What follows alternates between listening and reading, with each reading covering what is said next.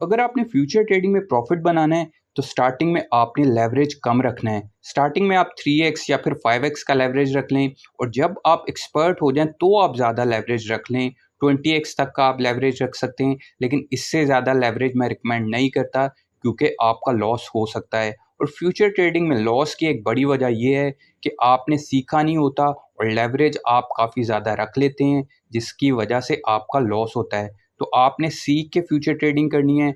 Properly आपने किसी भी स्ट्रेटजी को सीखना है और उसकी बेस पे आपने फ्यूचर ट्रेडिंग करनी है और आपने जो है लेवरेज भी कम रखना है स्टार्टिंग में। इसके अलावा स्टॉप लॉस आपने लाजमी रखना है। सपोज कि अगर आप $200 से एक ट्रेड लेते हैं और वो ट्रेड आपकी फेवर में नहीं जाती, तो $15 का आपका स्टॉप लॉस होना चाहिए या फिर $20 का हो सकता है।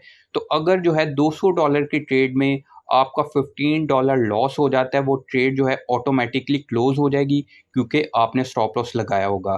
तो $185 आपके रह जाएंगे, तो उससे आप एक बेहतर और अच्छी ट्रेड ले सकते हैं। और इसके अलावा आपकी अगर ये ट्रेड जो है प्रॉफिट में जाती है, $200 पे आपका $20 प्रॉफिट हो जाता है, तो आपने जो है कोशिश करनी है कि इस ट्रेड से आप ज़्यादा प्रॉफिट हासिल करें। 30 या $40 आपने प्रॉफिट हासिल करने की कोशिश करनी है और आपने स्टॉप लॉस जो है ज़ीरो कर देना है। अब अगर आपका लॉस होगा तो आपका कोई नहीं होगा, मतलब कि अगर आपका स्टॉप लॉस हिट भी होता है तो नो प्रॉफिट और नो लॉस पे ट्रेड क्लोज हो जाएगी क्योंकि आपने स्टॉप लॉस जो है वो ज़ीरो कर दिया होगा।